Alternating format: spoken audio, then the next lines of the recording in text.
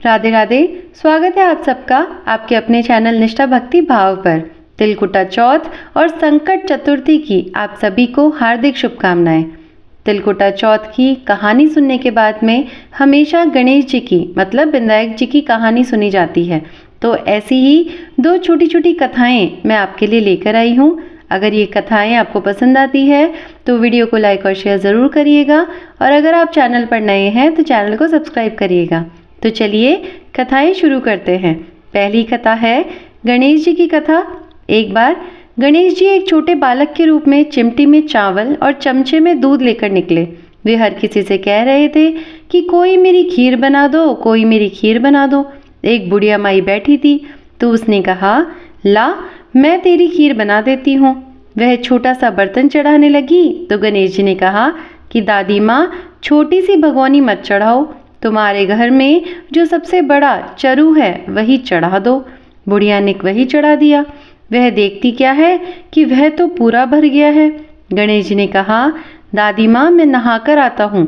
खीर तैयार हो गई तो बुढ़िया के पोते पोती खीर खाने के लिए रोने लगे। बुढ़िया ने कहा, गणेशा तेरे भोग लगना। ऐसा कहकर चूल्हे में थोड़ी सी खीर डाली और कटोरे भर भर कर बच्चों को दे दी। पड़ोसन ऊपर से देख रही थी तो बुढ़िया ने सोचा यह चुगली खा देगी, सो कटोरा भरकर उसे भी पकड़ा दी। बेटे की बहू ने चुपके से एक कटोरा खीर खाई और एक कटोरा भरकर चक्की के नीचे छुपा दिया। अब भी गणेश जी नहीं आए तो बुढ़िया को बहुत जोर से भूख लगी थी, सो एक कटोरा खीर का भरकर किवाड़ के पीछे बैठकर खाने लगी। और खाने से पहले उसने बोला, जय गणेशा तेरे भोग लगना, और पीना शुरू कर दिया। तभी गणेश जी आ गए। बुढ़िया ने कहा, आजा रे गणेशा खीर खा ले, मैं तो तेरी ही राह देख रही थी। तो गणेश जी ने कहा, दादी माँ मैंने तो खा ली। तो बुढ़िया ने कहा, कब खाई? तो गणेश जी ने कहा, जब तेरे पोते पोती ने खाई तब खाई, जब तेरी पड़ोसन ने खाई तब खाई, जब तेरी बहू ने खाई तब खाई, और जब तूने खाई तो पेट पूरा ही भर गया। बुढ़िया ने कहा, बेटा और तो सब सच है, पर बेचारी बहू का नाम तो मत लेवे, वो तो सुबह से काम में लगी है, उसने तो खीर खाई ही नहीं। तो गणेश जी ने कहा, बुढ़िया झूठ मत बोल, तेरी बहू ने खाई सो खाई, एक कटोरा भरकर चक्की के नीचे और छुपा दी। देख ले, मैं तो भावना का भूखा हूँ, तूने भोग तो लगाया, उसने तो भोग भी नहीं लगाया। बुढ़िया ने गणेश जी से माफ़ी मांगी। तब गणेश जी कहने लगे, बुढ़िया इस खीर से नगरी जिमा दे, फिर भी यह खत्म नहीं होगी। नगरी जिमा दी गई, फिर भी चरु है कि पूरा खीर से भरा हुआ था। राजा को नगरी जीमने का पता लगा तो बुढ़िया को बुलाया गया और उसने कहा, क्यों री ऐसा चरु तेरे घर सोवे या हमारे घर सोवे? मतलब कि राजा ये पूछ रहे थे कि बुढ़िया माई ऐसा जो चरु है, ऐसा जो बर्तन है, वो तेरे घर अच्छा लगेगा या मेरे घर अच्छा लगेगा? तो बुढ़िया ने कहा कि राजा जी आपके घर अच्छा लगेगा, आप ले लो। तो राजा जी ने खीर का चरवू महल में मंगवा लिया। लाते ही खीर में कीड़े मकोड़े बिच्छू कंचले हो गए और दुर्गंध आने लगी। तो राजा ने कहा, बुढ़िया तेरा चरवू वापस ले जा, जा तुझे हमने वापस दिया। तो बुढ़िया ने कहा, राजा जी आप देते तो पहले ही कभी देते, यह चरवा तो मुझे मेरे गणेशा ने दिया है। बुढ़िया ने चरवा वापस ले लिया। लेते ही फिर से सुगंधित खीर हो गई। घर आकर बुढ़िया ने गणेश जी से पूछा, बची हुई खीर का क्या करूं? तो गणेश जी ने कहा कि झोपड़ी के कोने में खड्डा खोदकर गाड़ दे और सुबह उठकर खोदेगी तो धन के 2 चरवे मिलेंगे। ऐसा कहकर गणेश जी तो अंतर्ध्यान हो गए। जाते समय झोपड़ी के लात मारते गए तो झोपड़ी के स्थान पर महल हो गया। सुबह बहू ने फावड़ा लेकर पूरे घर को खोद डाला पर कुछ नहीं मिला। बहू ने कहा, सासू जी थारो गणेशो तो झूठो है। सास ने कहा कि बहू म्हारो गणेशो झूठो नहीं है, ला मैं देखूं। वह सुई लेकर खोदने लगी तो टन टन करते 2 धन के चरवे निकल आए।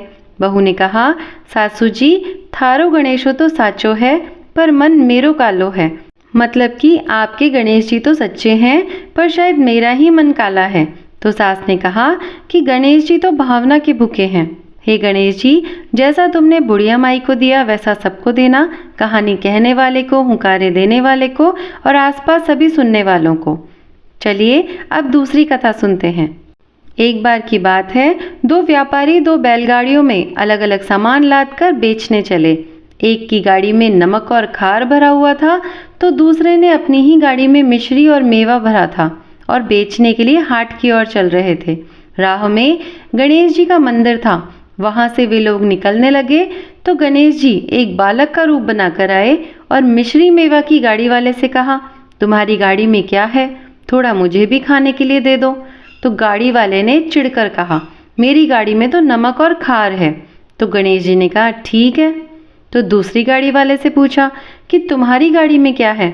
तो मजाक मजाक में दूसरी गाड़ी वाले ने कहा कि खांड खोपरा मिश्री मेवा है मेरी गाड़ी में। तो गणेश जी ने कहा कि मनसा जैसी दशा पूरे 20 बिस्वा थोड़ा मुझे भी दे दो। उसने कहा, अपने आप जितना चाहो ले लो। तो गणेश जी गाड़ी में से खांड खोपरा और मिश्री मेवा निकालकर खाने लगे। तो गाड़ी वाले ने सोचा कि अरे मेरी गाड़ी में तो नमक और खार था, यह मिश्री मेवा खांड खोपरा कैसे निकल आया। उसने देखा कि पूरी गाड़ी खांड खोपरा मिश्री और मेवा से भरी हुई है। उधर दूसरी गाड़ी वाले की गाड़ी में खांड खोपरे की जगह नमक और खार हो गया। वह समझ गया कि बालक को झूठ बोलने का ये फल मिला है, यह अवश्य गणेश जी हैं। तो उसने जाकर गणेश जी के पैर पकड़ लिए और अपनी भूल की क्षमा मांगी। गणेश जी ने उसकी गाड़ी में भी खांड और खोपरे मिश्री और मेवा से भर दिए। वो दोनों ने गणेश जी के मंदिर में आधी आधी गाड़ी मिश्री और मेवा की चढ़ाई, फिर गाड़ी लेकर गणेश जी की जय जयकार करते हुए आगे चले गए। हे गणेश जी महाराज, जैसी कृपा आपने नमक खार की गाड़ी वाले पर करी वैसी ही सब पर करना, कहानी कहने वाले हुंकारे देने वाले सभी पर करना। तो यह थी गणेश जी की दो छोटी छोटी कहानियाँ। चौथ माता की कथा सुनने के बाद में गणेश जी की कहानियाँ ज़रूर से सुननी चाहिए। और अगर आपको ये कहानियाँ अच्छी लगी हो तो वीडियो को लाइक और शेयर ज़रूर करिएगा। और अगर आप चैनल पर नए हैं तो चैनल को सब्सक्राइब ज़रूर करिएगा। मैं मिलती हूँ आपसे ऐसी ही किसी वीडियो के साथ में। तब तक के लिए धन्यवाद। राधे राधे।